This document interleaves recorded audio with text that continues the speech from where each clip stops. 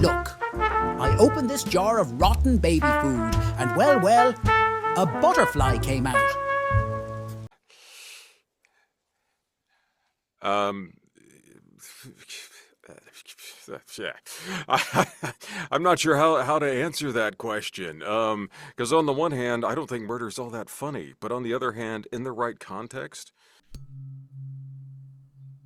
Welcome to the Comedians and Elevators podcast. I've got my guest, John Stokes. John, say hi, introduce yourself, and tell us a little bit about yourself. okay. Once again, my name's John Stokes. I am a voice actor, singer, do sometimes stage and film. Film, that's kind of a new thing for me. But yeah, classically trained singer, hear all the time, you should be on the radio. So one of these days I thought, maybe I should be on the radio. So here I am. Sounds good. Are you saying that film tastes good? It depends if you season it properly. Nice, It's just nice. cook it to a nice golden brown. And that's the way to eat it. So you ready to get started, John? Let's go for it. All right. Listen, to my regular listeners, I know you don't like when at the beginning of these conversations I ask you to subscribe. None of us like it. I don't like saying it. I don't like it being in here. But it's frustrating. You know what else is frustrating? It's also frustrating when I look in the back end of the YouTube channel and I see the 56% of you that watch frequently haven't yet subscribed. And I know this because I see it in the comments section. You say things like, I didn't know I didn't subscribe. And that's actually what fuels the show. Basically, it's like you're making a donation to the show. So that's why I ask all the time, because it enables us to build and build and build. And we're going for the long term here. Hit the subscribe button and we'll continue to build this show for you. That's my promise. Thank you to all you guys that do subscribe. It means the world to me. So the main point of the podcast is to compare and contrast the comic versus the comedian. So I define the comic as any person telling funny jokes versus the comedian who's a funny person telling any jokes. So John, would you agree that you start as a comic and evolve into a comedian? Sure, we could go with that. I mean, I think every dad out there is a comic. The classic dad joke, the groaner. So sure, all of them could be comics. But, Okay. I personally, I think it's more of those kind of things. When do you become an author versus a writer? When do you become, an actor versus a hack? I don't know. I think it's when you start getting paid for it. If you can get paid for telling a bunch of dad jokes, maybe you're a comedian. See, that's a good point, but technically you're still a comic because of the format, right? Because dad jokes don't have much of a story arc to them. Would you agree? Eh, there are people out there who make a living off just one-liners, and I would call them comedians. Okay. So, but I get your point. Yeah, story arc is important. Some of the greatest jokes are those where they set you up in the beginning, and then, like, right at the end of a 45-minute set, they bring it back. Right. All right. That sounds like we're ready to get started for this little bit of a set here with the first question, which is about the role of persona in comedy. So, how much of the comedian's voice is a character versus their real self? Hmm. How much of the comedian's voice is a character? I'd say to a certain extent, we always present a persona. Um, I think not even our closest friends and family probably see the full us at all times. So in Hmm. that sense, the comic is or the comedian is always a persona. But forget particularly for like the autobiographical comedians, the ones who, Hmm. tell the dirt on themselves. I think you're getting closer to the real person than, say, an observational comedian who's, telling stories about like walking sticks. There you go. So, does authenticity matter or is illusion part of the magic? Uh, Depends on, I think well, there has to be an element of truth for anything to be truly funny, I Mhm. think. So some level of authenticity, but then, if you make these huge leaps of logic of, I tripped on a rock and this happened and this happened and this happened and that ruined the Christmas of people in, an entire country in Europe, that's not very authentic. You got a point there. I would throw that in the comic category. So, how about punching up versus punching down? Where do comics versus comedians stand on this? But let me put in some historical context. Did a jealous medieval prince become the first Beady, beady, comedian beady, by beady. killing the court jester?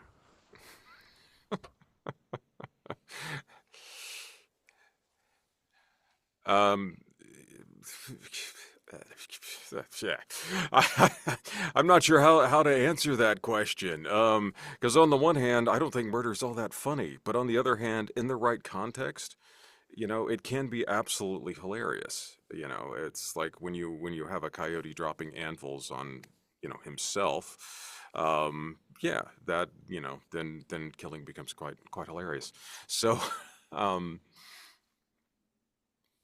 my short answer would be no, but there could be mitigating circumstances. There we go. So, that's right. So, is the audience agreement with the comedian a form of permission or alignment? Boy, that's a loaded question. I mean, I could step into a minefield with that one. Um, I would say, generally speaking, yes, but there are some topics, and it tends to be culturally, what's culturally appropriate. There are some topics that, a narrow audience might agree with, but a much broader audience would, um, you know, tar and feather somebody for. Hmm. Yes, that would probably. I wonder when the first time that happened, the tar and feathering. I'm gonna have to do some research on that one. But that does lead us into the cultural translation of comedy, which is how do jokes that work in one country bomb in another? I think a lot of that does have to do with cultural upbringing. There's a great joke I heard, which I probably can't remember for the sake of the podcast, unfortunately. Hmm. But oh, maybe I can. But it was the funniest joke in the world. And Okay. I posted this on social media, and I got, loads of comments to the effect of, "Oh, I know some jokes that are way funnier than that." The point was not that it's the funniest joke in your particular culture. The point was it appeals to the widest majority of people because different people find different things funny. Right. Let me see if I can remember it for you. So, a couple of guys are out hunting. One guy drops his gun and accidentally discharges. He wounds himself and he's falling there bleeding. His buddy calls 911 and says, "Oh my gosh, my friend's bleeding out. What do I do?" And the 911 operator says, "Well, first we want to make sure if he's dead or not." "Okay." Blam! Now what? Everybody in the world finds that joke funny because of different reasons. For some, like the Brits, I think it's the play on words. Do we want to make sure he's really dead? What does that mean? You could interpret that two ways. Clearly, our buddy interpreted it the wrong way. For Americans, it's funny because of the one-upmanship. Hmm. So, different cultures find different things funny. So I think that's why different jokes don't necessarily play. Well, that leads us to this very important question, which is truth the meaning of facts? Okay, I'm going to go full on philosophical on you here. Yeah. What I was taught in philosophy is that a fact is something that can be proven or disproven. So, Hmm. fact could go either way. For it to be a truth, in my mind, it has to be provable rather than just disprovable. Okay. So, Now, but but then we get well, into mhm. objective versus subjective truth. Right. Then, we also get into the whole thing. So, it can be absolutely true that you love chocolate and I love vanilla and I hate chocolate. So you would be wrong, but you're wrong subjectively. Whereas opposed to, 2 plus 2 equals 4, that's a pretty objective truth. Doesn't matter what you think about it, it's not going to change. Okay. So, if we say it like this, truth plus meaning equals facts. Truth plus meaning. Oh boy, you can go on philosophical rants on that as well. Um, nah, I wouldn't say so. Okay. Um, Yeah, because meaning, it mean. Do you mean meaning in the existential sense of like, why am I here, or do you mean meaning more in the does this thing have a definition? In that case, truth and facts always have a definition. Right. Yeah, usually I would allude to meaning as memories, but other people will have other definitions. It's not supposed to be too caught up on, but it is something, everyone is pretty Yeah, much sorry, agreed that it's I can subjective. go down the whole philosophical rabbit hole of let's sit in the lotus position and consider Right? why we are here. Exactly. So, but we won't go there. So are comics more universal while comedians are more culturally specific?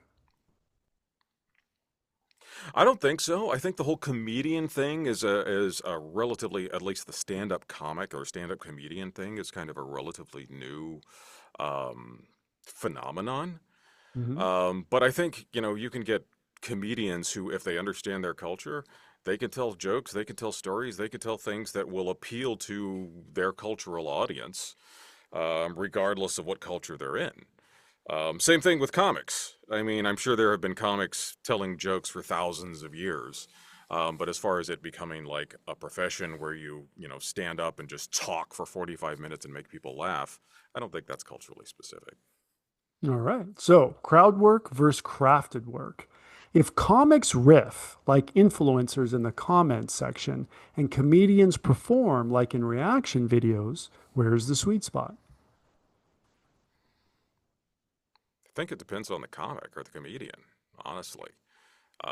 I think, some of them are really outstanding at, reacting and engaging the audience and riffing off the audience and things like that. Um, some, you can do pre-prepared stuff, and as long as it doesn't sound too prepared, I think it can be really effective as well. Um, Somebody who can do both is just super awesome, and we should wave palm leaves at them. That's right. But as long as we don't crucify him later. So, what happens when a comic leans too much into crowd work? Well, I mean, crowds can be fickle, for one thing. I think, that could go south and turn ugly very quickly. And so, unless the comic's really good at, bringing them back to being on topic or something like that, or, they might find themselves dragged out back and tarred and feathered. So Exactly. Exactly. So, what about when a so yeah, comedian gets heckled? it's risky. Yeah, I think it's crowd work. Crowd work can be great, and it's very impressive to me, honestly. Somebody who's that witty, that off the cuff, that can engage the audience and then just take it wherever it goes. I think those people are extraordinarily talented. Have to be really intelligent to have that kind of wit. But at the same time, like I said, crowds are fickle. One wrong word and everything could go south. So, what about when a comedian gets heckled? It kind of depends on how they respond to the heckling. You know, are they just gonna plow through and ignore it, or can they engage the audience at that point? I think that's a real obvious time to engage an audience. When they're heckling you, a witty remark here and there can be a lot of fun, and then you bring it back to whatever your topic was at the time, unless riffing on the audience is your gig, Right. obviously. All right. So, very important question, advertising and self promotion. Who advertises themselves more, the comic, the comedian, or the magician? You know that place where you're not conscious and you're not sleeping either? That's your power bill to the electric company. Right here. I want us to be here with free energy, where the Wardenclyffe Tower meets the Eiffel Tower. But that's not where we are. We are here, where you've got the utility and you've got residential solar. Between these two, we know which one saves you money. This is where we can go in the meantime.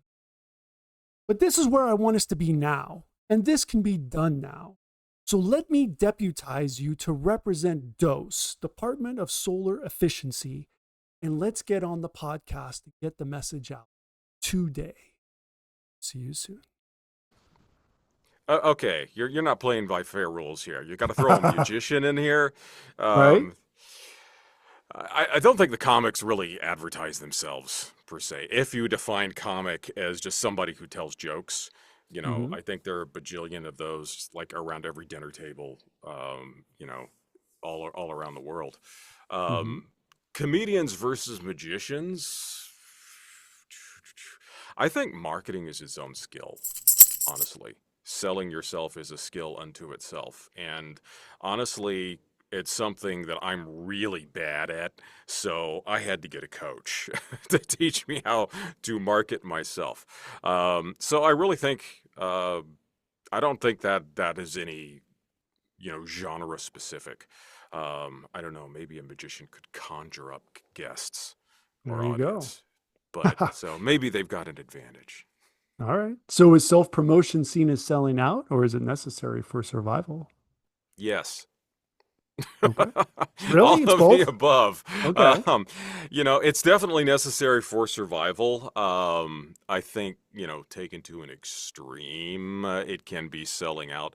I think that's where you have to have like a really solid idea of who you are, Hmm. and what you represent and what you want to stand for. You got to know what you want to stand for before you can walk into, a potential business transaction because, um, if you don't know what you stand for, you'll never know if you're selling out or not. That's right. If your That's right. audience figures out what you stand for before you do, they could turn on you for selling out. So, yeah, I think you've got to know yourself. I can't disagree with that. Okay. Censorship and offense. Does a comic avoid offense while comedian courts it to prove a point, like a magician? Well, in the immortal words of Mr. Bean, every joke has to have an element of evil. Hmm. So I think, and this is also from a comedian, Michael Jr. He's like, there has to be some tension, there has to be some conflict. Um, the difference between resolving tension in a story versus resolving tension in a joke is the joke, the punchline takes you somewhere you weren't expecting to go, whereas a story may be more predictable. Hmm. So I think they all court offense, to some degree. Okay. So who survives better in the cancel culture environment? The comic, the comedian, the magician, or the mudslinger? Well, mudslingers is a sacred tradition in politics, so I don't think that's going anywhere. It hasn't changed much in centuries. Um, so I would definitely think they survive. Um,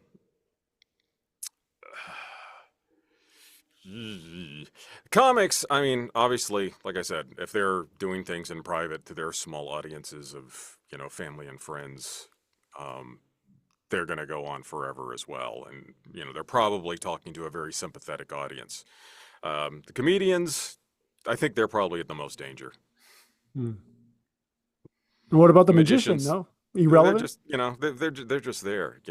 I mean, if they're a real magician, they can just magic it away. Right. And I agree with that. So timing and delivery, science or art? Do comics rely more on structure and comedians more on rhythm and emotion? No, I think everybody has to rely on timing to a certain extent. The same story told by, someone with good comedic timing can be absolutely hilarious, versus it, give it told by a history professor can be, you know, insufferable. So, so yeah, I know. I think rhythm and timing, um, are critical to it, and I imagine it's more art than science. It's one of those things. There is a science to it if you really want to break it down. Check out any of Don McMillan's videos. but, um, but I think most people learn it more organically. Mm, absolutely. So, how about laughter versus applause? Are comics chasing laughs and comedians chasing applause breaks or a primetime Emmy that validate the message? I think everybody starts out chasing laughs. Yeah, and then when a comic sells out, then they start chasing applause and Emmys and money and all of the above. But yeah, I think it all starts out chasing laughs. All right. How about comedy? Comedy as commentary. So when does a comedian cross into being a philosopher or a preacher? How relevant is the issues they're talking about? I've joked that, I think some people get their political commentary from the Cartoon Network or Comedy Central or Hmm. someplace like that. So, if they're making jokes about the issues of the day, like politically sensitive issues, religious, one of the things, two things you can't talk about, religion and politics. If comics start talking about that, they're making a statement, I think, to some extent or the other. Like I said, when you're talking about walking sticks, not too controversial. So is it good or does it dilute the humor? I think it works fine. I don't think it dilutes the humor at all. But I think you are limiting your audience. Hmm. If you're only playing to one side of the aisle, they're the only ones who are going to think you're funny. It's sort All of like the right. same. I mean, it goes to the same question of culture. It's like if you're telling something, a joke that's not culturally relevant, then nobody's going to laugh. Yeah, that's true. Are you ready to enter the multiverse, John? Oh, gee. You have to give me My permission. mind already goes in like a million directions at once, so I might already be there. Okay. Let's go, and I'll see if I meet you on the other side. Fair enough. The door is open. You just got to step onto the plane. Here we go. Board game Zoomcast. Play versus performance. If comedy were a board game Zoomcast, are you competing as the colorist, adding tone, mood, and shading, or the Foley artist, building punchlines with soundscapes and timing? You're talking me personally? I would go with the Yes, soundscapes. okay. So you do the Foley artist? All right. Makes Hmm. sense. I mean, it's kind of obvious, but just had to ask. So does comedy work better when it's painted vividly or when it's orchestrated sonically? I gotta go with orchestration. I'm very much an ear and sound person, obviously. Yeah. Voice acting, singing, music background. Yeah. I guess that was an easy one for you. So we have a tradition here on the Comedians and Elevators podcast where the previous guest asks a question for the next guest. Now, the previous guest, his name was also John, and I really can't pronounce his last name, but I'm going to try. Luke Setik. It's brutal, but I try to get it out. And his question I was, would be wiping phlegm off my face if we weren't virtual. yeah, that's right. So John has a question for you, John. And his question Hmm. is, how much does your philosophy in life have an impact on what you do with your craft? Fame or fortune or a higher purpose? Oh, gee. I would say higher purpose, first Okay. and foremost. But, fortune is kind of important because I like to eat. Fame, I could kind of take it or leave it. But All yeah, right. I gotta have at least enough fortune to put food on the table, to pay the mortgage, to keep the lights on. You want the fortunate food. I gotcha. So, last question. Legacy. Who gets remembered? Will the comics Tight Five survive time, or will the comedian's cultural point of view be more timeless? Well, I think the comedian has a broader impact. So the chances that someone's going to remember them or what they said, I think they've got the best chance. All right. So, John, where can everyone find you online? JohnStokesVoice.com. Very nice. Very nice. And that is Well, John with an H. Stokes is just like it sounds. right. So there are other, yeah, exactly. John with an H. So John with an H, thank you so much for being my guest. And for everyone, please like and subscribe, and we will see you in the next one.